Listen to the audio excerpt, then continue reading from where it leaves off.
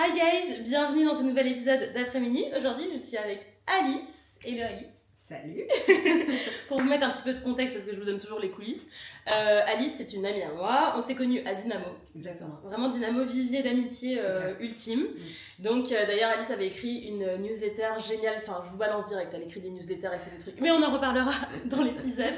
Mais tu avais écrit une newsletter à l'époque qui parlait des vestiaires. Ouais, exactement. J'avais la sororité dans les vestiaires. La sororité dans les vestiaires, et c'est exactement ça, vraiment. Enfin, ouais, on s'est connus vraiment dans ce contexte-là, surtout que, entre guillemets, ça fait pas archi longtemps qu'on se connaît. C'est-à-dire que ça fait, Dynamo, ça fait peut-être 6-7 ans que j'y vais, et nous, ça fait peut-être 2 ans qu'on se connaît de vue. Ouais, exactement. Ouais. Et 1 an qu'on se parle. Ouais, exactement. Ouais. Tu vois. Donc voilà, donc c'est génial pour ça, Dynamo, faire des rencontres. Alors, j'ai invité Alice, les amis, parce que elle a une trajectoire de vie que je trouve hyper déjà singulière, qui est de fait assez singulière, parce que tu as une vie quand même assez exceptionnelle au sens de pas dans la norme classique, je trouve. Ouais, Est-ce que tu dirais ça? Bon, en tout cas, j'ai un peu dévié de ce qu'on attendait de moi, ouais. Exactement.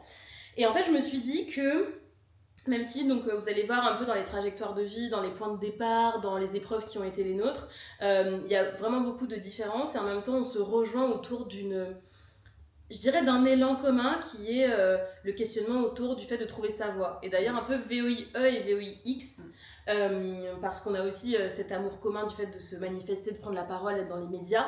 Et donc voilà, j'avais vraiment envie de parler de ça avec Alice dans l'épisode d'aujourd'hui, pour qu'on puisse vraiment vous raconter à travers son parcours ce qui peut être parfois les défis auxquels on est confronté en tant que femme, sachant qu'on est génération milléniale, donc encore une fois une génération qui est complexe en termes d'aspiration, etc. Donc voilà le petit programme, guys, pour l'épisode du jour. On va voir où ça va nous mener. C'est un programme complet, hein. T'as vu ça? T'as 3-4 heures devant toi. Ouais, c'est bon, je suis prête. J'adore.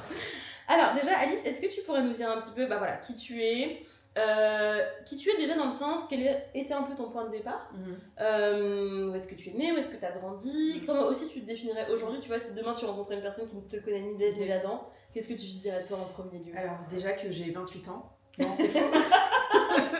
Je suis restée bloquée à 28 ans. Non, en vrai, j'ai 36... Ça, avec un peu de botox, ça se règle, hein, t'inquiète. Exactement. T'inquiète, je connais. J'ai 36 ans. Donc, je suis maman d'un petit garçon qui s'appelle Jules, qui a 6 ans. Ouais. J'ai du mal aussi, pareil, à me rendre compte que j'ai un petit garçon qui va rentrer en CP. C'est quand même une étape. Je viens d'une famille parisienne. J'ai toujours vécu à Paris. Une famille... assez entre guillemets traditionnelle, avec des parents qui sont partis de pas grand chose et qui ont construit quelque chose d'assez gros. Mon père vient du milieu des médias et a construit on va dire un peu un empire dans le milieu des médias. Et voilà, donc moi j'ai connu toute cette construction-là de ma plus tendre enfance jusqu'à aujourd'hui. Donc je me suis construite avec cette image-là de parents qui étaient ambitieux, qui ont réussi. Successful, place parisienne. Exactement. Mais qui s'est fait de manière assez en douceur. Donc j'ai vu les différentes étapes du succès, on va dire. Et bon, à côté de ça, moi j'ai grandi là-dedans, assez paisiblement, sur une route qui était assez tracée, où j'ai fait des belles études, j'ai rencontré mon mari à 22 ans, j'ai eu un enfant, je me suis mariée, j'ai eu un enfant.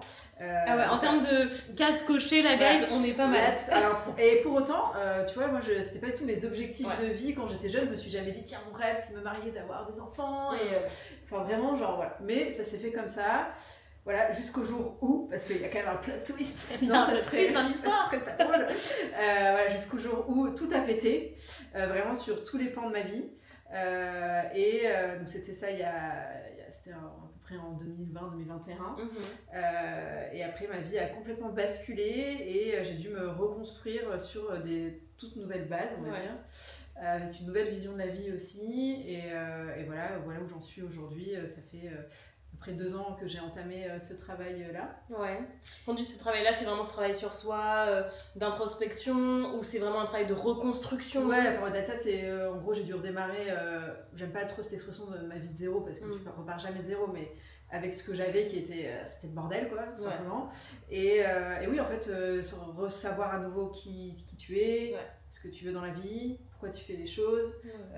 C'était un peu tous mes gros questionnements qui le sont toujours aujourd'hui d'ailleurs, parce que c'est un travail de longue haleine et qui n'est pas terminé. Ouais, et en fait, moi, ce que je trouve hyper intéressant dans ton parcours, c'est que, en fait, souvent, on regarde les parcours des gens, même, tu vois, sur les réseaux, dans les podcasts, etc., de manière hyper extérieure, et donc en voyant vraiment une espèce de trajectoire hyper linéaire, mais on voit pas que, c'est comme si tu vois, on voit un grand trait là comme ça qui est comme ça, mais on voit pas que si on se rapproche, il y a plein de petites oscillations, et qu'en fait c'est pas si simple, même quand on a à la base des privilèges, etc. Parce que je trouve que, enfin moi j'en ai déjà parlé, tu vois, sur le podcast.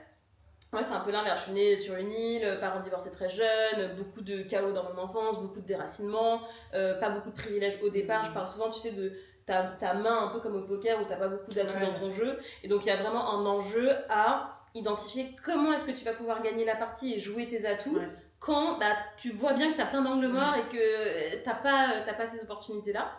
Mais en fait, je trouve qu'on ne parle pas assez aussi des profils et des trajectoires de vie où il y a des privilèges, de fait, peu importe les privilèges, parce qu'il y a des privilèges de santé, des privilèges financiers, des privilèges de milieu social, des privilèges intellectuels, des privilèges de toutes sortes. Moi, je trouve que ça met aussi une pression, ou en tout cas un enjeu, parce que ce sont des parcours où on se questionne moins de fait, tu vois. Bien sûr. Toi, est-ce que tu peux nous raconter un petit peu, dans la première partie de ta vie, donc la partie très tout rose, papier glacé, conte de fées, tout est fluide, enfin évident. Justement, est-ce que tu t'es posé des questions? Est-ce que justement c'est une période où t'as jamais eu à te poser de questions et que juste t'as mis un pied devant l'autre à chaque fois et donc t'as été un peu cueillie par ce bouleversement, tu vois? Comment ça s'est passé toi? Non, alors moi je me suis toujours posé beaucoup de questions, je pense que je suis assez taiseuse dans ma tête. Donc je me pose toujours des questions, mais en même temps, en fait il y a ce qui se passait à l'intérieur de moi et ce que je faisais dans les actes. En fait. Par exemple, pendant mes études, donc j'ai commencé par des études de droit, bon, assez classique, mais chaque année j'avais envie d'arrêter parce que je me disais c'est pas fait pour moi, est-ce que c'est vraiment la vie que je veux? Donc j'ai réfléchi à plein de choses que je vais faire. À un moment je me dis ok, je vais aller à l'école hôtelière de Lausanne ou après je vais devenir... D'ailleurs c'est marrant, je fais un petit aparté, mais quand je me suis mariée, pendant mon mariage, la vidéo qu'ont fait mes potes, c'était 30 millions d'Alice. Pourquoi? Parce que je pense que j'ai voulu faire tous les métiers de la planète. Donc il y a un truc où tu t'es beaucoup cherché. Ouais, je me suis beaucoup cherchée. D'ailleurs, j'ai fait des longues études, j'ai fait du droit, après j'ai fait une école de journalisme, après j'ai fini par un master à HEC. Donc tu vois, c'était un peu un cheminement aussi intellectuel de qu'est-ce que je voulais faire dans la vie, qui je voulais être. J'ai démarré le droit parce qu'à la base je voulais être commissaire de police. Bon, tu vois. Vraiment, 2 salles, 2 ambiances. D'ailleurs, je pense que mes parents, et heureusement d'ailleurs, tu vois, ma mère était plutôt à chaque fois de mon côté à me dire oui, bon, si tu veux changer, change, si tu veux arrêter, arrête. Enfin, tu vois, elle était plutôt dans mon sens. Et là, je me suis dit, heureusement que mon père était là pour me dire non, attends, t'as commencé un truc, tu finis. S'il faut, même si c'est dans les larmes et dans la sueur et la douleur, tu finis, tu seras content de le finir. Et je le remercie pour ça. Donc en gros, à la base, je me suis quand même posé beaucoup de questions. Après, j'ai entamé des voies. Après, je me suis tenue, tu vois, aux choses. Parce que je pense que, tu vois, j'ai commencé par travailler avec mon père, donc en tant que journaliste.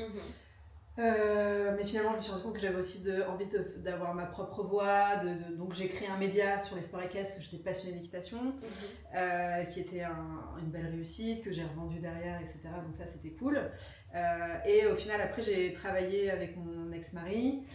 J'étais rédactrice en chef d'un gros média féminin. Donc, c'était plaisant. Sur le papier, c'était incroyable. Moi, j'étais. Enfin, tu vois, genre, c'était valorisant. Donc c'était cool, mais en fait au final je me suis rendu compte qu'au fond de moi j'ai jamais été 100% alignée avec qui j'étais. Il y avait toujours, tu vois, un truc, d'ailleurs j'en parlais pas mal avec ma belle-mère qui est artiste. J'avais ce truc à l'intérieur de moi qui était là, qui existait, mais je savais pas comment le faire sortir et je sais pas sous quelle forme il allait sortir et quand il allait sortir, mais ça c'est un truc que j'avais à l'intérieur de moi et je le savais, tu vois. Ok. J'aimerais juste revenir sur quelque chose que tu as dit. Tu as dit, c'est marrant parce qu'il y avait une sorte de paradoxe, parce que extérieurement, je faisais les choses bim bam bam, j'enchaînais, études, après j'ai rencontré mon mec, on s'est marié, on a eu un enfant. Donc extérieurement, c'est elle se pose pas de questions, elle avance, voie de gauche, appel de phare, let's go. Et pourtant, intérieurement, tu avais ces questionnements, ces tiraillements. Comment est-ce que tu expliques aujourd'hui le décalage entre ta vie intérieure et ta vie extérieure et tes actes? Je pense qu'il y a deux choses, c'est le manque de maturité. j'étais jeune, hein, t'as 20 ans, donc au final, je pense que alors peut-être pas tout le monde, mais moi peut-être que je mettais un peu sous le tapis, où j'arrivais pas à me l'expliquer. À l'époque, je voyais pas de psy, et ça m'a pas mis en alerte plus que ça. Je me suis dit, quand même, t'as tout. Tu fais des super études, t'es avec quelqu'un, ta vie elle est top, tu fais ta passion. Moi j'étais toujours passionnée de chevaux, donc je faisais des concours, tout est top, j'avais des super potes, j'avais des super vacances. Enfin bon, sur le papier, en effet, je me disais, ta vie est géniale, qu'est-ce que tu vas à l'intérieur de toi te triturer et te dire, aller chercher midi à 14h. Il y a un truc qui va pas, non c'est pas normal, t'as pas de problème financier. Enfin, et donc ouais, je me dis, arrête de te poser trop de questions et kiffe et fais ton truc. Et d'ailleurs, je me disais très souvent, je pense que quand j'étais comme ça un peu dans ces remises en question, en disant, mais t'as énormément de chance. La culpabilité. Ouais, il y avait un peu cette culpabilité. Et aussi, je me disais, mais factuellement, t'as trop de chance, t'aimes ta vie, jamais ma vie, tu vois. Qu'est-ce que tu vas t'emmerder à aller chercher autre chose, tu vois. Donc tu continues ça, et je pense qu'il y a aussi ce côté où j'écoutais peut-être pas suffisamment mon intuition. Après coup. Est-ce que tu as été éduquée quand même dans un truc, la raison et la rationalité prévaut sur ton corps, ton intuition, tes émotions? Oui, je pense qu'on était sur quelque chose où déjà on parlait peu de nos émotions en famille. On parlait peu des choses qui pouvaient être dures. Il y avait une forme de pudeur, je pense, comme dans beaucoup de familles. Nous, il y avait ce truc-là où on parlait pas beaucoup de nos émotions. C'était pas un interdit, hein, mais c'était plus par pudeur. Et donc, au final, je pense qu'en effet, ça peut un peu te couper de ça, quoi, de ton intuition. Et de tes besoins, par définition. Exactement. Ok. Mais tu vois, je trouve que ce qui est assez terrible, un peu sévère, c'est qu'en fait, parfois... ça, j'ai toujours un rapport ambivalent à ça. En gros, quand on regarde ton parcours, t'as été extrêmement préservé. Tu vois, on va donner un peu de coulisses croustillantes, mais t'as eu un peu une vie de rêve, les plus beaux hôtels, t'es déjà monté dans des avions privés, t'as fait des choses incroyables, les plus beaux endroits de la planète. Enfin, c'est ce niveau-là de kiff et de privilège at some point. Parce que ça s'est fait petit à petit, comme tu l'as dit. Mais c'est limite encore mieux, c'est limite un privilège de plus, ça, se dire, en fait, c'est pas arrivé d'un coup et ça a fait péter les plombs, par exemple, tes parents. Non, parce que ils ont construit ça vraiment en mode escalier. Donc c'est arrivé avec douceur, avec tranquillité dans votre vie, ce niveau-là. Et au final, tout a été très smooth. Donc tu as été préservé d'une forme d'adversité, ou en tout cas de violence dans cet espace-là. Et en fait, bon, d'un côté, c'est génial, c'est kiffant et tout, mais d'un autre côté, et c'est pour ça que j'ai toujours un rapport un peu ambivalent à ça, ça t'a pas permis de développer les ressources pour affronter une forme d'adversité, ou pour te poser certaines questions, ou pour t'autoriser à avoir, tu vois, peut-être un état d'esprit X, Y, Z.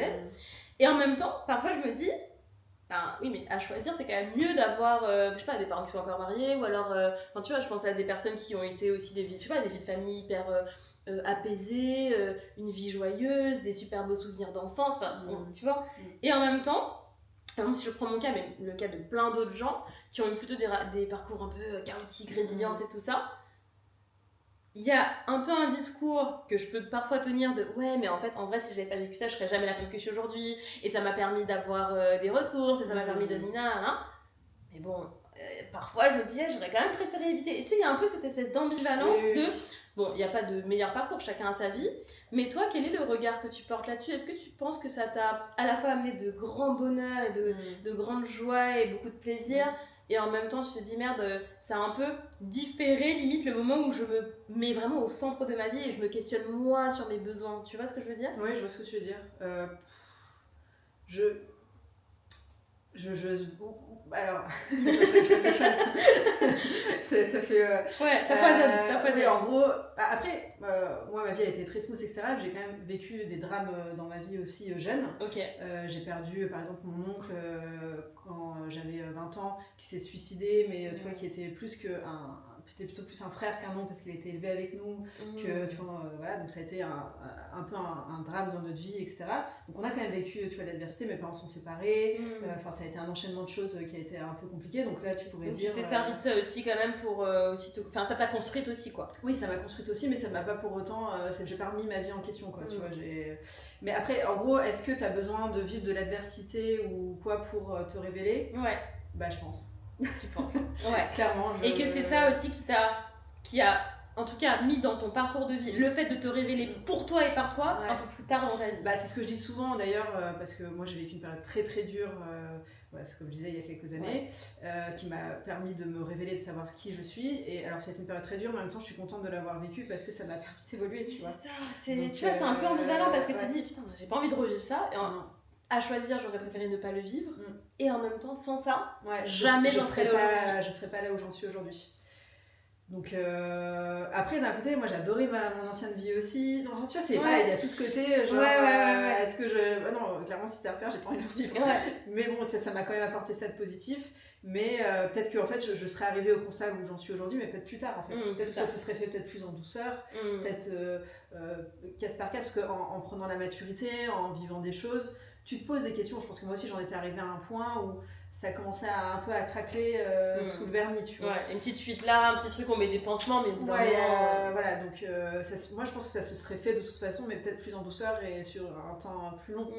Donc au final, je pense que c'est pas parce que t'as une vie parfaite et privilégiée que tu peux pas non plus évoluer. Ouais, totalement. Oui, il n'y a pas besoin de vivre des drames, vous n'avez pas besoin de chercher du drama et de vous dire mais merde, moi j'ai jamais vécu de souffrance, donc ça veut dire qu'en fait je vais passer à côté de ma vie. Non, pas du tout. Ouais, je suis d'accord avec toi. Je pense juste que ça peut être aussi des petites choses qui vont tu vois. Exactement. Je sais pas, enfin des choses beaucoup moins dramatiques qui vont te permettre d'évoluer aussi, tu vois. Ouais, d'ailleurs ça, je trouve que et je crois que c'est encore plus vrai dans le monde actuel parce que aussi il y a des guerres actuellement, il y a littéralement des enfants qui meurent, etc. Mais tu sais, on a tendance à faire un peu une échelle de la douleur et entre guillemets, il y a plein de personnes qui ne se sentent pas légitimes d'aller mal parce que justement il n'aurait pas arrivé de drame. Mais ça, c'est un truc aussi que je voudrais rappeler. Vous savez, il y a des gens, enfin, on peut être complètement dévasté, détruit par une rupture amoureuse, par un licenciement, par un burn-out. Enfin, je veux dire. C'est pas l'épreuve en tant que telle qui compte, c'est la manière dont vous la vivez et vos émotions, quelles qu'elles soient, elles sont légitimes. Donc ça, c'est aussi quelque chose qu'il faut réhabiliter, je pense. Oui, en effet, sur l'échelle de la douleur, je suis assez d'accord parce que, en effet, moi, je suis quelqu'un de très privilégié et que par rapport à ce que j'ai vécu, j'ai aussi beaucoup culpabilisé et minimisé ce que j'avais vécu parce que si j'ai pu faire certaines choses, c'est parce que j'avais les moyens de le faire. Là où certaines femmes ne peuvent pas, tu vois. Et donc, souvent on me disait, oui, bon, toi, tu as eu la chance de... Oui, j'ai eu la chance de, en effet, d'être entourée, d'avoir les moyens, de... Donc, en effet, mais ça ne minimise pas non plus, tu vois, ce que j'ai vécu, ma douleur, et ça la rend pas moins légitime, en fait. Donc, c'est ça aussi qui, parfois, peut être un peu compliqué dans ta tête à gérer, parce que tu vas minimiser la chose aussi, et pas te sentir 100% légitime par rapport à ce que tu as vécu. Donc, ça, c'est hyper vrai. Et ça, tu vois, c'est pas... J'ai pas mal de témoignages dans le cadre de mon métier, en coaching, tu vois, en consultation, sur ça, sur cette culpabilité qui suit les femmes. Et tu as raison, en fait, de tous les milieux. Au final, quel que soit le privilège, à chaque fois, les femmes, c'est non, mais j'ai pas le droit de ressentir ce que je ressens. J'ai pas le droit d'avoir le besoin qui est le mien. En fait, il y a un truc de je me donne pas le droit, je m'autorise pas. T'as pas le droit d'aller mal parce que en fait tout est censé aller bien dans ta vie. Exactement. Et il y a énormément de femmes qui disent ça. Et d'ailleurs, ça c'est un truc, je sais pas si t'as déjà écrit une newsletter sur ça ou pas. Après, on vous parlera aussi un peu de ce que Alice fait aujourd'hui parce qu'elle est très très engagée notamment sur la question féminine. Mais tu sais, il y a un peu ça aussi avec le nice guy de mais attends, il est gentil, je vais quand même pas le quitter. Ou déjà t'es avec un mec gentil, te plains pas trop. Enfin, tu sais, parce que encore une fois, on est dans une société qui est tellement violente à l'égard des femmes que quand t'es avec un gentil, bon. Déjà, estime-toi heureuse. Tu vois. Déjà, il te trompe pas, il te tape pas. Pas mal. Enfin, tu vois que nos critères sont quand même assez bas, quoi. Bon, j'avoue, je me sens pas concernée par. C'est si vous voyez mes listes de critères de manière générale. Je confirme. On a fait un. raconter. Donc, guys, on n'est pas encore assez proches après minuit. Je vais peut-être vous raconter. Vous savez que je sais qu'on sait qu'il y a un épisode qui doit arriver. Une question qui est en suspens depuis de nombreux mois. De tout le monde me dit mais attends. Il n'y avait pas un truc qui devait se passer là bientôt, mais on n'a pas d'update. Je vais vous faire un épisode. C'est promis, ça va arriver. Ça va être croustillant. Toi qui connais les coulisses, est-ce que tu valides que c'est très croustillant? Je valide tout à fait. Je ne veux pas vous spoiler, donc je ne vais rien dire. C'est croustillant. Mais bon, ça m'a donné chaud carrément. Juste pour vous dire, guys, on est en pleine canicule. Là, mon appartement, il fait environ 54 degrés, donc soyez chauds. On a un glow. Je vais aller chercher le petit ventilo. Non mais oui, je sais même plus où on était, voilà, ça part en couille cette histoire.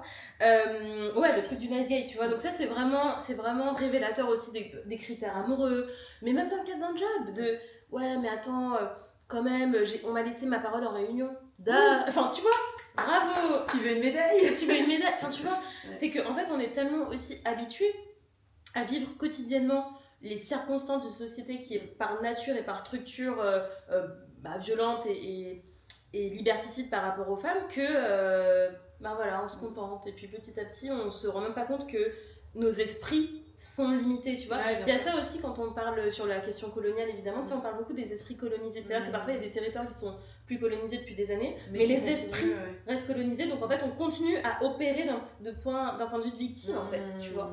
C'est quelque chose qu'on observe notamment dans les dom-toms. Mais bref, parenthèse fermée. Raconte-nous un petit peu, donc, le monde bascule. Là, on a vie parfaite, papier glacé, des djihadistes, dada. On a compris qu'à un moment donné, ça part en couille. Donc, raconte-nous un petit peu, avec bien sûr le degré de détail qui est confortable pour toi, mais l'effondrement qui s'est joué.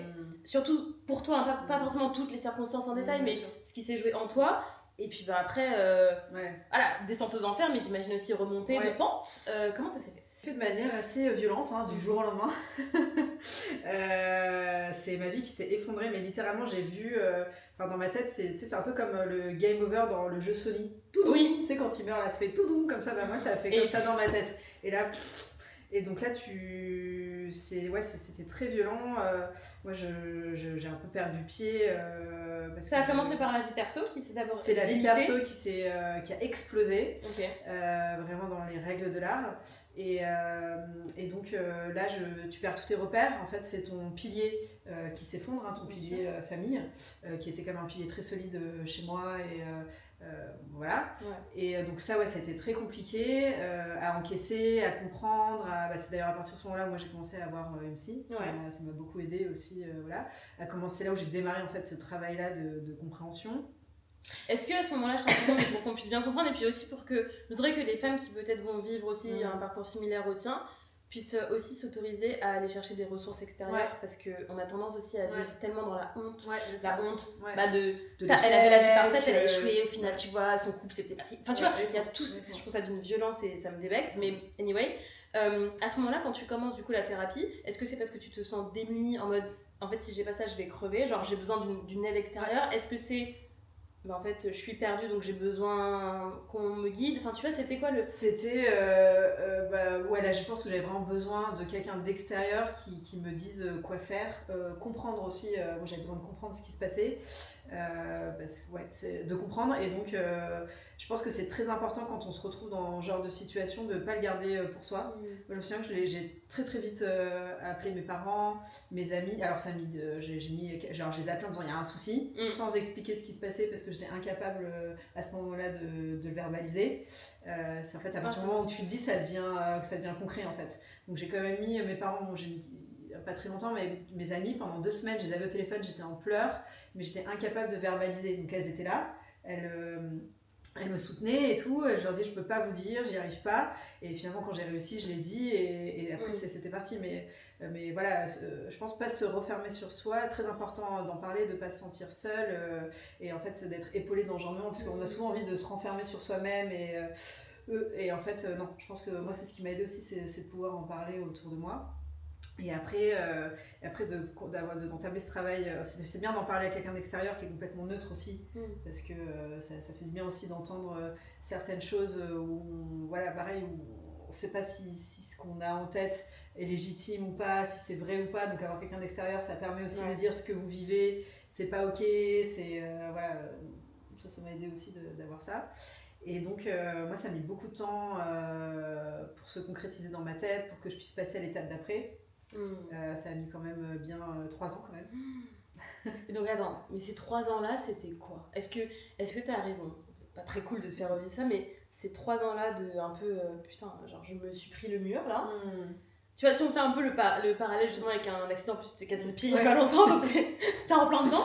Est-ce que ces 3 ans là c'est déjà la période de rééducation, ou non c'est juste la période de putain, tout est cassé, je suis sur le lieu de l'accident? J'étais comme le lapin, vraiment pris dans les phares, très longtemps, genre j'étais en état de sidération. Ouais, c'était complètement de sidération. En fait j'ai eu un état de sidération, après j'ai eu un état de dissociation totale, où je vivais au-dessus de mon corps et j'étais en mode pilote automatique. Et à tenir comme ça, à tenir. Et ça a été, quand j'y repense, Enfin, moi, ça me choque de me dire que j'ai pu vivre dans cet état-là aussi longtemps. C'est choquant, la dissociation. Je l'ai vécu aussi. Ouais, t'es un robot, quoi. Ouais, t'es un robot. Et en fait, ce qui est particulier avec les dissociations, donc juste pour vous faire un tout petit peu de théorie, en fait, c'est un mécanisme de défense psychologique. Il y en a 12, il y a le déni, etc. Et la dissociation, c'est littéralement comme si tu débranches. En fait, ton esprit et ton corps ne sont plus raccrochés. Mais c'est vraiment physiologique. Et donc, pour te réassocier, ça demande un très long travail, quasiment de rééducation et physique et mentale. Et en fait, c'est un état dans lequel l'organisme, le corps se met pour ne pas mourir. Parce qu'en fait, si tu prends conscience de ce qui se passe, il y a un effondrement, c'est trop violent. Donc en fait, pour te préserver, par exemple, d'une volonté de te suicider ou d'une dépression qui ferait que tu pourrais même plus vivre, etc., ton corps se dissocie. Et quand on discutait un petit peu de nos parcours, c'est un état qu'on a toutes les deux vécu. Et moi, ça m'a mis très longtemps. Et l'une des caractéristiques qui peut être très troublante, c'est que comme tu es dissocié, tu n'as plus de sensations justement dans ton corps physique. Et donc, tu as une résistance à la douleur qui est énorme. Et dites-vous, moi, pendant des années, par exemple, une baguette qui sort du four, je pouvais la prendre à main nue. Je ne sentais pas la douleur. J'ai des tatouages, etc. Je sentais rien. En fait, t'as un peu une peau de crocodile. Exactement. Et c'est troublant et c'est traumatisant. C'est marrant parce que j'avais c'était une masseuse qui... Enfin, moi, j'adore me faire masser, je le fais souvent, etc. Et elle m'a dit, mais en fait, là, votre peau, on sent, c'est une peau de crocodile dans le sens où vous êtes tellement comme ça, tu vois. Et en effet, je pense que ça fait partie... Après, il faut savoir, sur la dissociation, c'est que t'es pas forcément dissocié H24. Non. Moi, je pense qu'à un moment, je l'ai été quand même, H24. Mais très souvent, pour la dissociation, c'est des phases où ça peut durer quelques minutes à quelques heures. Et en fait, c'est comme si moi en tout cas, ça fait comme si on mettait un écran de fumée devant les yeux, ou un peu comme si tu regardais une scène de film. Exactement. Tu es en mode méta par rapport à toi, donc tu te regardes vite, mais tu te sens pas dans la scène. Et ça, il y a plein de gens qui vivent ces sensations-là sans savoir exactement ce que c'est. Moi, c'est un psychiatre qui m'avait expliqué ce que c'était. Donc j'ai vécu la sensation qui n'est absolument pas agréable. Et bref, donc j'ai vécu dans cet état-là. Ouais, donc lapin dans les phares, dissociation, dépression. Joyeux chemin de reconstruction. Super épisode. Voilà. Donc en fait l'épisode c'est pour trouver sa voie, vivez une super grosse dépression, soyez dissociés, après ça va aller mieux. Exactement. Après on a l'impression que c'est une nouvelle vie. Wouhou. En fait non, pas du tout. On n'a pas fini les gars. C'est pas fini. Attends, là on est à combien d'années post 3 nouvelle ans. vie. Ok, donc là ça fait 3 ans que t'es dans ta nouvelle vie. Non, là ça fait 2 ans. 2 ans. Ma nouvelle vie. Ok. Donc 2 ans. Donc là c'est remonté de pente à partir de ça. Ça fait des comme ça quoi. Ça fait des comme ça. Faut savoir aussi, c'est un truc que j'ai appris, c'est qu'on a l'impression que la guérison, c'est un jour on a un déclic et que d'un seul coup c'est comme ça. Pas du tout. Non. Enfin, en tout cas, chaque expérience est différente, mais je pense qu'aussi il faut enlever cette culpabilité-là, parce que ça, j'ai eu du mal aussi à le comprendre. C'est qu'on peut aller très bien à un moment, et d'un seul coup, on va redescendre, et on va se dire merde, putain, non. Moi, je sais que j'ai eu des coups de panique où, genre, je veux pas redescendre, je veux pas retourner dans cet état-là. En même temps, t'arrives pas à faire autrement, tu culpabilises, et en même temps, t'as pas envie de refaire vivre ça à tes proches aussi, qui t'ont soutenu, et tu te dis, enfin bref, donc t'as aussi ce côté-là assez propre aux femmes de la culpabilisation, on se culpabilise sur beaucoup de choses. Mais c'est normal en fait, c'est des étapes et je pense qu'il faut pas paniquer quand on redescend, parce qu'on redescend moins bas et après on remonte et on a les ressources parce qu'en fait comme on a déjà fait ce chemin là, en fait on sait comment remonter. Mais ce que tu dis est extrêmement juste et d'ailleurs il y a une des thérapeutes avec lesquelles je travaille qui avait formulé cette phrase qui était l'une des pires sensations dans le travail sur soi, c'est de se revoir aller mal après avoir été mieux. C'est ça. Et c'est exactement ça, notamment quand tu as connu vraiment la dépression, parce que comme c'est un état qui est vraiment, vraiment atroce, il y a une différence entre une petite déprime passagère, puis la dépression c'est vraiment une maladie, t'es dedans, et ça soigne aussi. Ça se soigne, dans certains cas, t'as besoin de médicaments, etc. Donc voilà, mais tout ça pour dire que effectivement ça peut être terrifiant, je dirais même, de te voir redescendre et de savoir que merde mais j'allais mieux, j'étais bien, je commençais à... Est-ce que ça veut dire qu'il va falloir que je repasse par tout le process? Non, pas forcément. Donc faut en parler et pour le coup ça j'entends personne le dire. Il y a que j'étais mal, vous savez dans les storytelling un peu même sur les podcasts et tout, tu vois, il y a vraiment ce truc de alors j'allais mal, après il y a eu le mouvement de bascule, depuis ça va mieux, j'ai reconstruit ma vie et là c'est au summum de mon succès, tu vois. Les gens ils parlent jamais quand ils sont encore dans le bordel. Non, et je pense qu'au final d'ailleurs c'est une auteur que j'ai écrit il y a pas très longtemps, c'est la différence entre une blessure et un traumatisme. La blessure, elle va se refermer et tu passes à autre chose. Le traumatisme, je pense que tu le gardes en toi toute ta vie. Oui. Et tu t'apprends à faire avec, à vivre avec les bons et les mauvais côtés. Et donc, en fait, tu auras un peu toute ta vie ça, et après, t'en fais ce que t'en fais. Ouais. Mais aussi, ce côté-là où, pareil, moi, j'ai appris aussi à vivre ça, à me dire, il sera toujours là, qu'est-ce que j'en fais aujourd'hui, tu vois. Totalement, totalement. Et donc, qu'est-ce que t'en fais de ça aujourd'hui ? Écoute, j'en fais... pour l'instant, en tout cas, à date. À date, ça, en fait, je me suis rendu compte que, déjà, ça m'a permis de mieux me connaître. Bon, on est passé par, tu vois, je pense qu'on passe tous par là. Ça a été un accélérateur. Pour mieux se connaître, pour savoir plus ce que je voulais, apprendre à poser des limites parce que j'ai beaucoup de mal j'ai toujours un peu de mal d'ailleurs. On va travailler ça. Ouais, voilà, on va travailler ça, Alice, aparté après le podcast. C'est aussi, ça a été un moteur, un peu une colère que j'avais en moi. Pareil, par exemple, la colère, c'est quelque chose que j'avais beaucoup de mal à exprimer, beaucoup de mal à ressentir, que je m'interdisais complètement. Et donc ça, j'ai appris à m'en servir comme moteur. Donc c'est un moteur dans mon travail, ça m'a permis de toucher à certains sujets, à prendre possession en effet de certaines thématiques, etc. Et de me dire, moi j'ai toujours eu ce besoin d'être utile dans ce que je faisais, dans mon métier, etc. J'ai toujours eu du mal à le trouver, et là je pense que je commence à trouver un sens aussi à mon travail. Et une utilité aussi, tu vois, dans mon travail. Ouais, il y a un pont direct finalement entre, en tout cas ce que j'entends de ce que tu me partages là, c'est que l'utilité entre guillemets de ce que tu as vécu, c'est aussi la transmission à d'autres femmes, c'est aussi aujourd'hui tes engagements, c'est en gros ça m'est arrivé, mais ce que je peux en faire de ce traumatisme, c'est un propos qui va marquer la société, qui va être utile aux autres, qui va inspirer, qui va galvaniser, qui va etc. Est-ce que tu peux justement nous dire aujourd'hui ce que tu fais, pourquoi tu le fais, pourquoi ces formats-là, pourquoi ces sujets-là, enfin tu vois, parce que je trouve que dans ton parcours, donc tu parles des 2 ans un peu de reconstruction, donc avec effectivement des ups, des downs, etc. Tu vois, moi d'un point de vue extérieur, quand je te regarde, je vois vraiment quelqu'un qui limite fait à la fois sa thérapie par son activité, en même temps ça te donne du sens, en même temps ça te donne de l'énergie, en même temps ça te guérit en même temps, enfin je trouve ça, parce que moi j'ai le même rapport à mon travail, donc quand je t'observe être dans ton génie, faire ce que tu fais, etc., ça m'émeut parce que je vois vraiment une femme qui littéralement est en train de se suturer elle-même avec ce qu'elle fait, ce qu'elle produit, ce dont elle accouche, tu vois ce que je veux dire ? Je pense qu'en effet au début il y avait une espèce d'urgence tu vois, un truc qui était au plus profond de moi, qu'il fallait que ça sorte. Je pense que je m'étais toujours interdit d'avoir ce côté artistique, créatif, je sais pas pourquoi, moi j'étais la sportive de la famille, donc je m'étais jamais vue comme ça. Et en fait au final je me suis mis à écrire un jour par nécessité, et en fait en tirant le fil petit à petit, je me suis dit c'est ça ma voix, tu vois, c'est m'exprimer, c'est apporter, pas tout en restant humble bien sûr, mais j'avais un message à délivrer, il fallait qu'il sorte, tu vois. Et finalement, comme mon métier c'était journaliste, il est sorti comme ça, tu vois. Et donc, j'ai commencé par sortir une newsletter qui s'appelle Puissante, où en gros, mon idée c'est de partir d'un constat, d'une injonction qu'on peut avoir en tant que femme, pour le déconstruire. Enfin déjà, on n'est pas du tout dans la culpabilité tu vois, de ça, c'est en gros en prendre conscience, la nommer, le dire comment elle existe, sous quelle forme, etc. et comment on peut la dépasser pour finalement devenir une femme plus puissante, mais pas puissante en mode girl power, etc. mais une femme à part entière, tu vois, et pas minimisée finalement par les injonctions qu'on a au quotidien. Donc, et souvent, tu vois, dans les newsletters que j'écris, c'est une réflexion que j'ai pu avoir dans la semaine, et bref, je me dis ok, là il y a un truc à écrire dessus.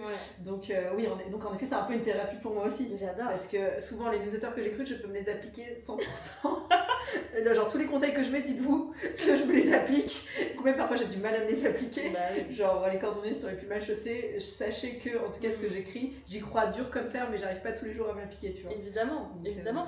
Et parce que si on n'est pas des machines, et je pense qu'on est aussi dans un monde qui, et notamment sur les réseaux sociaux, nous fait la fausse promesse que c'est possible de se traiter comme une machine. En fait non, on est des êtres complexes, nuancés, incertains, faillibles, incohérents, plein de paradoxes, plein d'ambivalences. Donc en fait je pense que c'est normal, et je dirais même que c'est un signe d'humanité, que d'être confronté à toutes ces failles-là, tu vois. Et qu'il faut arrêter aussi avec cette espèce de... Attention, c'est important d'être discipliné, d'avoir de la volonté, d'avoir une colonne vertébrale. Néanmoins, c'est aussi important de savoir qu'on va dévier de cette colonne vertébrale. Bien sûr, et que, en tout cas, moi, dans ce que je fais, c'est en effet en pleine construction. Donc je pense que ça peut parler à pas mal de femmes, et j'en reçois pas mal de messages là-dessus, c'est que je pense qu'il y a des filles qui sont un peu aussi dans cet état d'esprit-là et qui se reconstruisent en même temps que moi, en fait, petit à petit, qui ont donc les mêmes questionnements, tu vois, et donc il y a une certaine, je sais pas, projection les unes sur les autres qui aide, voilà, et donc tu vois, comme, voilà, on dévient un tout petit peu du sujet, mais sur notre travail, on est beaucoup à regarder le nombre de likes, de vues, tu vois, et en fait, même si parfois moi je me sens un peu, enfin tu vois, en fait tu sens un peu découragé parce que tu te dis putain ma vidéo elle n'a pas fait assez de vues, etc., c'est chiant, pourtant j'ai tout donné. Et au final je me dis si j'aide une seule personne, déjà c'est suffisant. Finalement le travail c'est d'aider des gens, c'est pas de faire des vues. Donc tu vois, il y a ce côté-là où j'essaye souvent de me rappeler ça dans le travail que je fais, quoi. Totalement. Alors il y a deux choses qui sont, je trouve, super intéressantes de ce que tu dis, c'est que effectivement la manière dont tu te positionnes, c'est que tu te positionnes comme quelqu'un qui marche à côté de toutes les femmes que tu vas inspirer. Je ne me positionne pas comme celle qui est au point d'arrivée, qui dit regardez, venez à moi. Je prêche pas la bonne parole. Exactement, et ça aurait été possible. Il y a des profils qui sont beaucoup plus donc voilà, moi je suis là et donc je vous montre aussi une forme de point d'arrivée, ou en tout cas la direction, et donc suivez-moi. Et puis il y a des personnes qui se positionnent plutôt comme des marcheuses. Je marche avec vous sur le chemin, et j'ai le courage, parce que c'est énormément de courage, donc c'est moi qui te donne ce volet et t'as pas le droit de le refuser. C'est le courage de dire je parle des coulisses, des émotions, de mon parcours, des process, des combats, alors que je suis encore dedans. Et donc je me positionne de fait comme celle qui marche à vos côtés, comme la copine qui marche à vos côtés. C'est ça, c'est exactement ça. Donc moi voilà, c'est comme ça que je vois vraiment ton travail, et je trouve que tu le fais à merveille, parce que tu as aussi cette générosité, cette transparence que moi je trouve assez admirable. Et deux, sur la dimension vanity metrics, les vues, etc. Je t'avoue qu'aujourd'hui, après ça fait aussi longtemps que je fais ça, etc. Aujourd'hui, je me suis complètement libérée de ces besoins-là, pour exactement la raison que tu nommes. C'est-à-dire que vraiment en me connectant à pourquoi je fais ce que je fais. Comment dire ? En fait, quand on se reconnecte encore une fois à l'humanité et à ce que c'est une vie humaine, quelqu'un qui est une mère, une fille, une citoyenne, une manageuse dans une entreprise, une vraie vie humaine dans toute sa densité, dans toute sa grandeur. Mais attends, t'imagines si t'as eu un impact, un effet, quelque chose sur une vie humaine, mais c'est grandiose en fait. On se rend plus trop compte maintenant. On se rend plus trop compte avec les chiffres et la virtualité des choses, mais en fait, profondément changer la vie d'une personne, c'est déjà énorme. C'est exceptionnel. Et donc moi, le rapport que j'ai même dans mon travail aujourd'hui, d'ailleurs je peux vous unpack un peu ça, c'est que aujourd'hui j'ai vraiment choisi plutôt de transformer en profondeur la vie de peu de personnes, plutôt qu'en surface la vie d'énormément de personnes. Et mes rêves ont évolué. Je donne un exemple tout con, mais avant, je sais pas, moi, mon rêve ultime c'était de dire vas-y, j'ai envie de faire des conférences au Grand Rex. Je dis pas que j'ai pas envie de faire des conférences au Grand Rex, mais ce que je veux dire, c'est que quand tu fais une conférence au Grand Rex, t'offres 1h30 d'inspiration qui va peut-être marquer les gens à un degré de profondeur qui est 5%. Mais quand tu fais un coaching individuel avec quelqu'un pendant 10 heures, etc., tu changes la vie des gens à 90%. Et en fait, j'ai vraiment designé ma carrière à partir de ce besoin-là et de ce why profond. Tu vois, je veux pas juste inspirer les gens, je veux les transformer. Je veux Enfin, moi, mon why, c'est vraiment d'aider les gens à accoucher d'eux-mêmes, à se réaliser pleinement. Et ça, tu le fais pas juste en faisant une conférence, ou juste en faisant un podcast. Tu vois. C'est hyper intéressant. Ça participe, mais vraiment, tout mon écosystème est construit pour pouvoir honorer ce why. Ce qui m'a complètement libérée, du coup, des vanity metrics. Et c'est ce qui fait que je ne veux jamais céder, même si j'ai tous les codes en vrai. Par exemple, je sais très bien comment faire une vidéo virale, je sais très bien comment jouer avec ça. En vrai, si j'utilisais plus mon physique, si j'étais plus tranchée, si j'étais beaucoup moins nuancée, si j'acceptais de faire des formats moins intellectuels, je sais très bien que les chiffres ne seraient pas les mêmes. Mais en fait, ça ne m'intéresse pas. C'est pas ça qui me... juste pour ton ego, c'est ça. Ou si je voulais faire vraiment une carrière d'influence basée sur du partenariat marque, vraiment du média pur finalement, ce que tu connais bien, c'est de l'achat média en fait. Les réseaux sociaux, vous savez, les gens parlent de nouveaux métiers et tout. En fait, c'est juste un nouveau format. Mais littéralement, ce que l'influence fait, c'est de vendre des achats médias, des espaces médias, avant qu'ils s'achetaient par des régies publicitaires sur des chaînes. C'est des médias à part entière. Mais c'est des médias à part entière, juste qui portent un nom qui sont incarnés, donc des personal médias, mais c'est ça. Mais anyway, tout ça pour dire que une fois que tu te connectes vraiment à ton why, déjà que tu identifies ton why, que tu t'y connectes, mais sincèrement, sans posture, sans faux semblant, sans storytelling, en fait la voie elle s'ouvre. Et c'est aussi ça que je voudrais partager dans cet épisode. Trouver sa voie, c'est avant tout, toute chose, vous me connaissez, faire une introspection profonde et avoir le courage de respecter ce qu'on découvre de soi. Ouais, et faire confiance à son intuition aussi. Et faire confiance. Je pense que l'intuition, c'est un peu, parfois on dit que il y a un côté un peu mystique et tout. Oui. Mais en fait, non, c'est très intellectuel et je pense que c'est ce que ton corps ou ton cerveau veut te dire, mais que tu veux pas entendre tout simplement. 100%. D'ailleurs, il y a un peu une définition dans le monde de la psychologie que je vais essayer de vous redire de tête, mais en gros, l'intuition, c'est cette espèce de mélange entre vos capteurs sensoriels, donc ce que vos sens vous indiquent dans votre corps, votre mémoire, donc basée sur votre expérience, votre instinct, qui n'est pas l'intuition, c'est-à-dire plutôt sur vos élans primitifs animaux, quoi, et en fait une analyse globale de tout ça qui se fait en temps réel. C'est ça l'intuition. Donc en fait c'est hyper solide et pertinent comme signal, mais c'est juste qu'on n'a pas été éduqué, et d'ailleurs plus en Occident, parce qu'en Orient c'est très différent, en Extrême-Orient notamment en Asie, mais en Occident, avec vraiment la philosophie des Lumières, je pense donc je suis, cette philosophie cartésienne, on s'est petit à petit déconnecté de cela. Mais d'ailleurs, Mona Chollet, dans son ouvrage Sorcière notamment, en parle très bien. En fait, on avait cette science de l'intuition. C'est juste qu'on l'a tuée, on l'a occultée. Avec des choses très cartésiennes et finalement... En fait, à chaque fois, moi maintenant, je me rends compte dans une situation où ça... Voilà, je me dis, je le savais. Bah oui, mais on sait toujours. Hein. On sait. Donc franchement, moi, je fais confiance à mon intuition. Hein. Même quand je veux à l'encontre de mon intuition, je vais vas-y, je sais que ça va foirer. Voilà. Moi, je t'avais prévenu. Hein. Mais moi, à chaque fois. Et à chaque fois. Mais même quand tu le sais, c'est-à-dire que même là, le discours qu'on vous porte, encore, on fera des erreurs d'arbitrage parce qu'on ne voudra pas, parce que notre ego, parce que notre tête, parce que nos peurs, parce que nos blocages, parce que tout ça. Parce que parfois, on a besoin d'aller au bout du truc pour se rendre compte que c'est pas la bonne solution. Ouais, moi, je suis très jusqu'au boutiste. Hein. Donc moi, c'est pour ça que les choses prennent beaucoup de temps, tu vois, parce que... Moi, j'adorais être cette personne qui... Ok, ça passe pas, next. Pas du tout, c'est des heures et des heures et des heures dans mon cerveau. C'est d'abord dans mon cerveau, et puis après tu fais ta connerie, mais tu sais, jusqu'au bout, tu vas, tu vas dans le caca, ça pue, en effet, t'as raison. Genre, c'est trop ça. Ah bah ouais, putain, c'était foireux cette histoire. Ok, bon bah, je le savais, mais bon, j'avais besoin de me le prouver, tu vois, c'est un peu ça. Et moi, c'est que ça. Enfin, quand je vais vous faire l'épisode Crousti, c'est une très belle illustration. Ça très très vite, hein, parce que là tu nous le teases. Tu sais que ça fait 6 mois que je tease et que je fais pas l'épisode. Ça fait 6 mois que tu teases? Ouais. Non mais ça. En fait, ça fait combien de temps? Bah, ça fait 8 mois que je tease. Ah oui. C'est 8 mois que je dis, vous savez que je sais qu'on sait, je vais vous en parler, mais j'en parle pas parce que aussi je suis un peu pudique et puis parfois je me dis, est-ce que ça a du sens et est-ce que ça serait utile? Et après je me dis, bah si quand même, parce que c'est pas simple. Intuition. Qu'est-ce que te dit ton intuition? Que me dit mon intuition?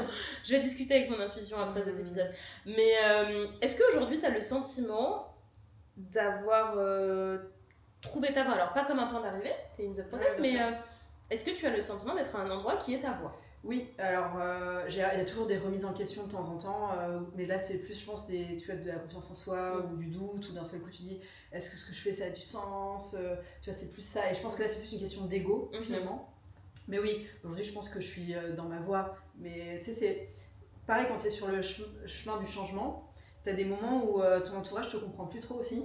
Et donc toi tu te remets aussi en question, tu te dis bon je crois que les gens ils préféraient mon ancien moi et moi je veux qu'on m'aime, alors est-ce que je retournerai pas à mon ancien moi parce que là mon nouveau moi il dérange un peu, est-ce que j'ai envie de déranger, enfin tu vois c'est toutes les petites voix que tu as dans ta tête et donc c'est intéressant, mais après souvent en fait je me dis non, arrête de douter, t'es sur la bonne voie, ce que tu fais ça te plaît, c'est utile et c'est moi en fait, c'est moi sans compromis.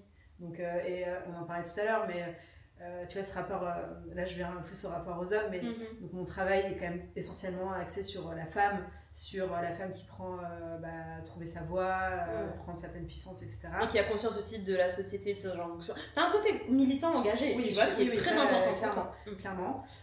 Et donc en fait, si tu veux, ce qui est compliqué parfois quand je poste des vidéos où je dis putain le couple, les hommes médiocres, not all men, mais quand même beaucoup de men, genre tu sais, je le poste et je dis mais en fait plus jamais je vais rencontrer quelqu'un. Ah bah là le mec il arrive, il se dit grosse mise en alors que pas du tout, tu vois. Moi je suis quelqu'un, j'aime les hommes, j'aimais ma vie de famille, j'ai aimé ma vie de couple, et je rêve un jour de pouvoir trouver quelqu'un avec qui partager ma vie, et construire vraiment quelque chose, former une équipe. J'ai pas du tout perdu foi en l'homme, même si aujourd'hui je leur tape un peu sur les doigts, etc. Tu vois. Et oui, donc Donc parfois, j'ai des petits doutes comme ça, de temps en temps, je me dis, ouais, j'ai peut-être un peu fort, mais là, j'ai plus envie de faire de compromis, j'ai envie d'être moi. Exactement. Et aussi, je me dis que ça fait un bon tri pour les gars qui vont sur ma page et qui disent, ah ouais, elle, c'est une vieille misandre, bon bah, c'est un ciao en fait. Exactement, c'est que, en fait, ils voient pas plus loin que le bout de leur nez et qu'ils sont pas en capacité simplement de voir à l'échelle de la société les dégâts faits par la masculinité lorsqu'elle est toxique et dangereuse, et qu'en fait si eux-mêmes n'ont pas cette lucidité et cette remise en question, même si elle ne les concerne pas à titre purement individuel, c'est que bon, tout simplement ils sont pas assez intelligents. Enfin tu vois, je suis désolée, mais non, ça fait un bon tri. Toi t'es intelligente, tu mérites d'être avec quelqu'un d'intelligent après. Donc je pense. Écoute, je pense. Critère intelligence. Mais on a dit critère number one, gentil. On a fait la liste des critères. On a fait un petit gentil. C'est numéro 1. Sécurisant. À 100%. Voilà. Numéro 2, donc un mec solide, mature. Un mec solide et qui t'écoute. À l'écoute. Voilà. À l'écoute. Qui est intéressé. Qui est investi. Investi. Enfin, c'est tout minimum au final, tu vois. Finalement. Tu vois. Genre, mais moi, je m'exprime pas trop parce que Gaël, vous me connaissez, moi, c'est. Ouais, je pense qu'on devrait tous prendre exemple sur toi. C'est gentil. Non, parce que j'avoue, sur ce sujet en fait, c'est ce que je partage parfois. Franchement, à part ma toute première relation, mais j'étais vraiment adolescente, mais j'avoue que j'ai que des relations amoureuses où j'ai été traitée comme une reine.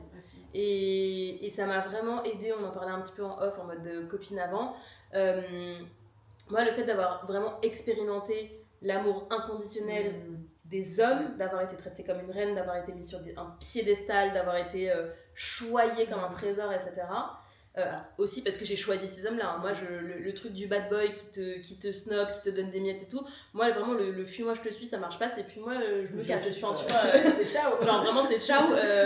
T'es jeté en 2 secondes. Donc, moi, c'est vrai que j'ai pas du tout cette construction-là. Parce que je crois que, en fait, moi, je suis tellement romantique, amoureuse de l'amour et tout, que j'ai vraiment toujours choisi des profils d'hommes qui allaient me traiter comme vraiment la reine et voilà. Alors ça a amené d'autres problèmes. CF l'épisode, est-ce que je l'aime parce qu'il m'aime ou est-ce que je l'aime tout court, tu vois. Donc je crois que c'est l'épisode 5 ou 6, vous irez voir. Déjà si t'as genre de problème, c'est pas mal, hein. Ouais. Est-ce que je l'aime parce qu'il m'aime? Ouais. Mais non, mais parce que aucune situation n'est parfaite, mais c'est vrai, donc moi j'ai pas trop le profil de je me laisse martyriser par aucun mec ici, genre y a personne qui va mal me traiter et j'ai une liste de critères comme ça. Et en même temps ça a amené aussi au fait que je me suis beaucoup laissée choisir. Et donc j'ai aimé des hommes ou été en relation avec des hommes parce qu'en fait ils me choisissaient, ils m'aimaient comme une reine. On n'est pas forcément. Mais est-ce que moi, exactement, tu vois. Et donc ça a été mon cheminement à moi, ma déconstruction à moi, et donc voilà, bon, maintenant c'est réglé. Mais voilà, tu vois, il y a... Moi j'ai encore un bon taf aussi. Ça, c'est ma nouvelle partie. C'est la première partie, c'était me trouver. Deuxième partie, te rencontrer, en tout cas ma relation avec les hommes à travailler. La relation avec les hommes. Encore et en fait, t'autoriser aussi, mais ça c'est hyper dur en fait à... Parce que moi j'aime pas trop ce truc de tu mérites ça. J'aime pas trop la notion de mérite en amour. Pour moi, c'est pas le bon terme et c'est pas le bon registre. Mais c'est plutôt t'autoriser à respecter tes besoins d'amour. En fait, c'est ça. En fait, meuf, juste t'as besoin d'un mec gentil, attentionné, investi, à l'écoute, solide, mature. En fait, cherche un mec. Et juste, si cette personne n'est pas en capacité pour X ou Y raison de mettre ça sur la table, c'est pas grave. Ça veut pas dire que c'est une mauvaise personne. Ça veut juste te dire que c'est pas la personne que tu vas choisir. Et moi, je suis assez radicale. Lorsqu'il s'agit de mes attentes, parce qu'en fait je vais pas pouvoir faire sans, donc en fait ça sert à rien. Enfin, c'est pour avoir la boule au ventre, être frustré, tu vas en dé, t'es là putain le dé t'es nul, mais en fait moi j'ai trop de trucs à faire. En fait on a des livres à écrire, des newsletters à écrire, des podcasts à enregistrer, des séries à regarder, des soirées entre copines à faire, des verres à aller prendre, des Roland Garros à aller voir. Il n'y a pas le temps pour des dates médiocres. Tu vois, pour une date médiocre, pas forcément un gars médiocre, mais pour une date qui ne correspond pas à 100%. Mais il n'y a pas le temps pour une relation middle, tu vois. La vie elle est trop délicieuse. Donc moi c'est ça qui m'a aidée, tu vois, me connecter à putain mais la vie elle est trop bien. Enfin tu vois, là t'es partie au Costa Rica en solo trip, c'était incroyable. Si t'avais laissé ton énergie à dater un mec médiocre à ce moment-là, t'aurais pas vécu ça, tu vois. C'est vrai. Donc il faut juste vivre. Mais je suis complètement d'accord. Et ça tu vois pareil, c'est un work in progress, c'est des trucs qu'on t'a mis dans la tête, que tu t'es mis aussi tout seul dans la tête. Et voilà, après c'est un travail étape par étape. Un truc dont je parle assez souvent, c'est le statut de célibataire vs en couple, ou comme quoi tu vois le célibat c'est la salle d'attente de la vie de couple. Alors qu'en fait non, genre faut vraiment qu'on vive pleinement ce moment de célibat qui est incroyable quoi. C'est incroyable. Et pas comme un truc genre je suis à l'attente sur mon canapé qu'on me choisisse. Ouais non, pas comme ça que ça marche. No way. Non. Donc trouver sa voie c'est ça aussi, je trouve c'est Moi, c'est ce que j'appelle vivre une vie gourmande. Ouais, c'est, tu sais, une vie pleine, qui nourrit nos besoins, mais aussi nos désirs, aussi nos envies, tu vois, où on s'autorise vraiment à explorer, à vivre des aventures nouvelles, à faire tout ça. Donc, ouais, je pense qu'on y arrive en décentrant aussi le couple de nos vies, tu vois. Exact, décentrant le couple et les mecs. Ouais, en gros, c'est un pan de notre vie, mais à côté de ça, on a aussi les potes, on a aussi le taf, le sport, exactement, on a plein de trucs en fait. Ouais, grave. Et c'est juste décentrer ce truc-là, quoi. Exactement. D'ailleurs, est-ce qu'on n'irait pas déjeuner? Si, parce que on a soif. Je pense qu'on entend, mais j'ai un moment qui est bien écouté depuis tout à l'heure. Voilà. Donc on va vous laisser en fait, on a une vie à aller vivre, les amis. C'était trop cool. Ouais, c'était cool, hein. J'espère que ça vous a plu. N'hésitez pas à nous dire ça en commentaire. Je vous mettrai aussi l'Insta d'Alice et tout pour aller lire ses newsletters, voir ce qu'elle fait. Et puis nous on se retrouve la semaine prochaine, guys, pour un nouvel épisode et je vous embrasse. Ciao. Ciao.